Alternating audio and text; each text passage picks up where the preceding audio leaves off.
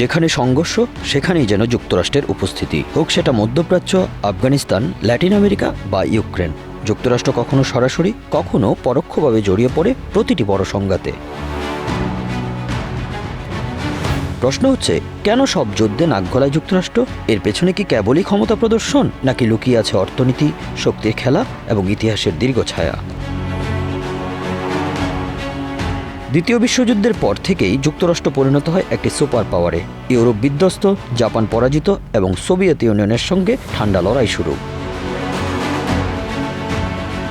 America বুঝতে পারে শুধুমাত্র নিজেদের সীমান্তে থাকলে চলবে না, বিশ্বে প্রভাব বিস্তার করলেই নিরাপত্তা নিশ্চিত হবে। সেখান থেকেই শুরু গ্লোবাল পুলিশিং বা বিশ্ব প্রহরীর ভূমিকায় অবতীর্ণ হওয়া। মধ্যপ্রাচ্যে তেলের দখল, পূর্ব ইউরোপে রাশিয়ার প্রতিরোধ, চীনের উত্থান ঠেকানো, এইসব ভূ রাজনৈতিক কৌশল আমেরিকাকে নিয়ে যায় নানা যুদ্ধে। 2003 সালে ইরাক যুদ্ধ।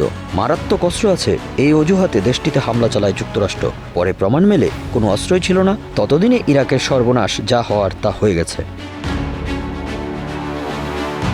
পরবর্তীতে যুক্তরাষ্ট্রের ইরাকে হস্তক্ষেপের মূল কারণ প্রমাণ হয় তেলক্ষেত্র, সামরিক ঘাঁটি এবং রাজনৈতিক প্রভাব নিয়ন্ত্রণ করার বিষয়গুলো। আমেরিকার যুদ্ধনীতি চালাতে এক বিশাল শিল্প গড়ে উঠেছে, যাকে বলা হয় মিলিটারি ইন্ডাস্ট্রিয়াল কমপ্লেক্স। ট্যাঙ্ক, বন্দুক, রকেট, যুদ্ধবিমান এইসব উৎপাদনে হাজারো কোটি ডলারের বাজেট বরাদ্দ হয়। এই অর্থনৈতিক চক্রে লাভবান হয় বড় বড় অস্ত্র নির্মাতা প্রতিষ্ঠান, রাজনীতিবিদ এবং সামরিক কন্ট্রাক্টররা। যুদ্ধ মানে শুধু রাজনীতি নয়, এটি একটি মুনাফাভিত্তিক ব্যবসা। বিশ্বের অস্ত্র রপ্তানির প্রায় 40-45% এককভাবে যুক্তরাষ্ট্রের নিয়ন্ত্রণে। 2023 সালে যুক্তরাষ্ট্র প্রায় $80 বিলিয়ন বা 8,000 কোটি ডলারের মতো অস্ত্র ও সামরিক সরঞ্জাম রপ্তানি করেছে। যুক্তরাষ্ট্রের অস্ত্রের সবচেয়ে বড় ক্রেতা সৌদি আরব, জাপান, অস্ট্রেলিয়া, দক্ষিণ কোরিয়া, পোল্যান্ড, ইউক্রেন।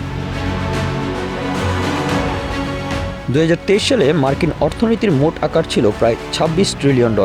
অস্ত্র রপ্তানি করে 0.3% আয় করে দেশটি। তবে এই হিসাব শুধু সরাসরি রপ্তানির। যদি সামরিক বাজেট, চুক্তিভিত্তিক উৎপাদন, গবেষণা, কন্ট্রাক্টর ও চাকরি খাত ধরা হয়, তখন এই খাতের অবদান প্রত্যক্ষ ও পরোক্ষ মিলে অনেক বড় হয়ে দাঁড়ায় জিডিপির প্রায় 34%।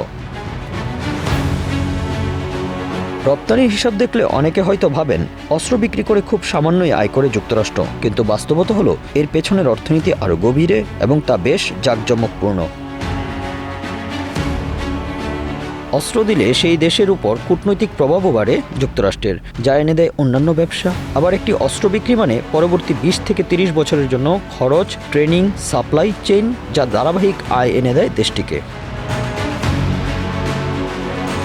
মার্কিন অস্ত্রশিল্পের শীর্ষ কোম্পানিগুলো হলো লকহিড মার্টিন, F-35 যুদ্ধবিমান, বিভিন্ন রকেট, ক্ষেপণাস্ত্র নির্মাতা হিসেবে বিশেষভাবে পরিচিত রেথিয়ন টেকনোলজিস, যারা কিনা প্যাট্রিয়ট ক্ষেপণাস্ত্র ব্যবস্থা, রাডার ও সেন্সর নির্মাতা হিসেবে পরিচিত বোয়িং ডিফেন্স, বিভিন্ন যুদ্ধবিমান ও ড্রোন প্রস্তুতকারী নর্থরপ গ্রেম্যান, স্টেলথ প্রযুক্তি, রাডার সিস্টেম ও ড্রোন নির্মাতা প্রতিষ্ঠান। এছাড়াও রয়েছে general dynamics, tank, submarine, communication system ইত্যাদির নির্মাতা।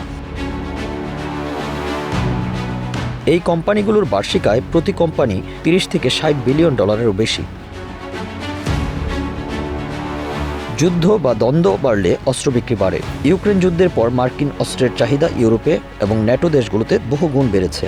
ইসরায়েল হামাস সংঘর্ষ, তাইওয়ান উত্তেজনা, সব ক্ষেত্রেই যুক্তরাষ্ট্র অস্ত্র দিয়ে অংশ নিয়েছে, যেটা এই শিল্পকে বুস্ট দেয়। গণতন্ত্র, মানবাধিকার, বাকস্বাধীনতা এই শব্দগুলো আমেরিকার পররাষ্ট্রনীতির মুখচ্ছবি। যুক্তরাষ্ট্র বিশ্বাস করে তাদের আদর্শই শ্রেষ্ঠ, ফলে তারা বিভিন্ন দেশে গণতন্ত্র প্রতিষ্ঠান নামে হস্তক্ষেপ করে। কিন্তু বাস্তবতা হলো অনেক সময় এই আদর্শ শুধু একটি ডাল, মূল লক্ষ্য নিজেদের স্বার্থ নিশ্চিত করা। এর সবচেয়ে বড় উদাহরণ লিবিয়ার গাদ্দাফিকে সরিয়ে দেওয়ার পর দেশটিতে অরাজক পরিস্থিতি তৈরি করা। আফগানিস্তানেও 20 বছরের যুদ্ধ শেষে যুক্তরাষ্ট্র চলে যায়, রেখে যায় বিশৃঙ্খলা এবং তালেবানদের ফিরে আসা। যুক্তরাষ্ট্র বলে, আমরা আগে হামলা করি যাতে পরে ক্ষতি না হয়। এই নীতি হয়তো নিরাপত্তা দেয়, কিন্তু অনেক সময় নিরপরাধ মানুষকেই এর শিকার হতে হয়। উদাহরণ, পাকিস্তানের ড্রোন হামলা চালিয়ে যুক্তরাষ্ট্র বহু সন্ত্রাসীকে হত্যা করেছে, সাথে সাধারণ মানুষও মারা গেছে শত শত।